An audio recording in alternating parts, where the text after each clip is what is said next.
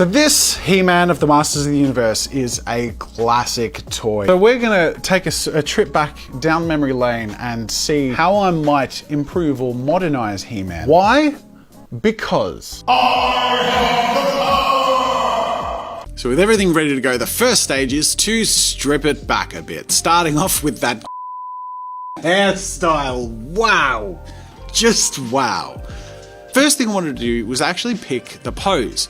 So I fiddled around until I came up with what I thought was a really organic and confident, cool pose. I ended up swapping the axe for the sword, even though it's actually meant to go on the back. That's the He-Man sword, so I'm going with the sword. Now, as you can see, I fully glued my pose in place, and I'm just going to go for a bit more of a display miniature look rather than like a posable action figure. And after clipping off some of the goofier elements, I started adding a little bit of realism by carving the fur myself and also filling in those joints. And as soon as possible, replacing that hairstyle with something a little more organic and a little more stylish. Milliput, which is the stuff I'm using to sculpt, is really cool. It's like a water-based epoxy sculpting medium. After the course of about an hour or two, it becomes really hard and slightly rubbery. You can get some really refined sculpture and some really cool capabilities. It's really quite fun.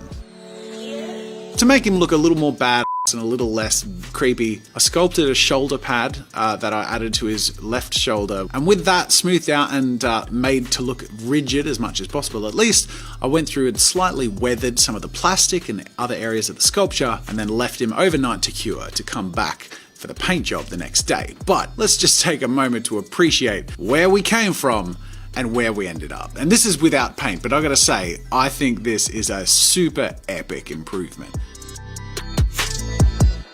I thought it'd be cool to create a little bit of a base for them both to stand on. Sort of just by using some styrofoam, some cork, and a little bit of glue, you can put together some really cool looking rocky formations. Gluing that all together, then came that next magical step that you guys have seen me do a million times: glue, roll, and glue.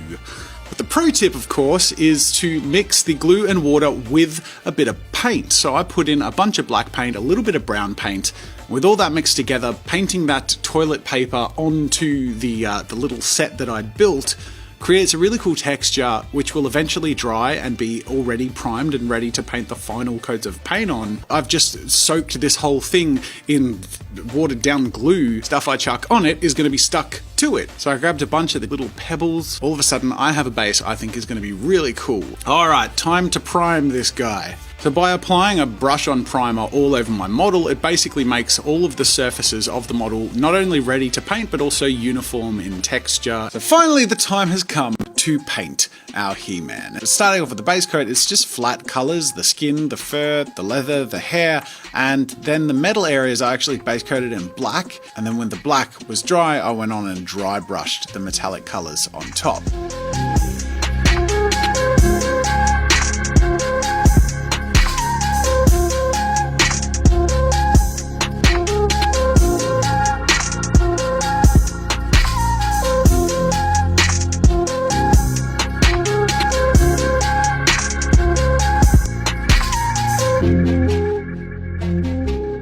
Next, I move on to a wash layer. This is sort of a paint medium specifically for filling in all the shades and shadows. It's really quite fun to use and a really easy way to fill in a whole lot of detail pretty quickly.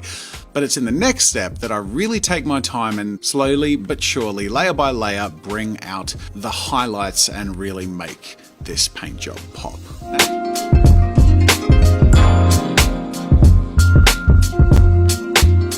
And going in with the highlights with that touch of yellow and just a little bit more hue variation and contrast, I was really excited with how this paint job was developing.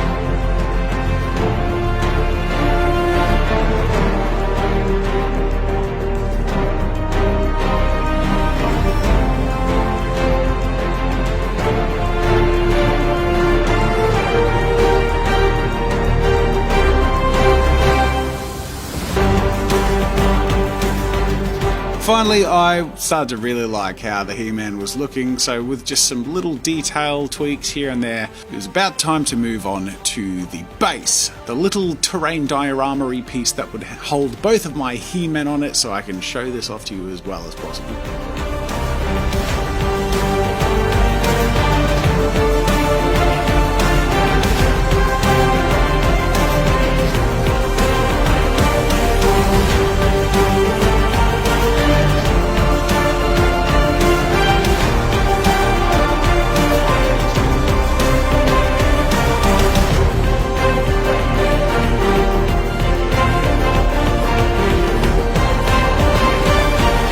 So without any further ado, I present to you He-Man and He-Man.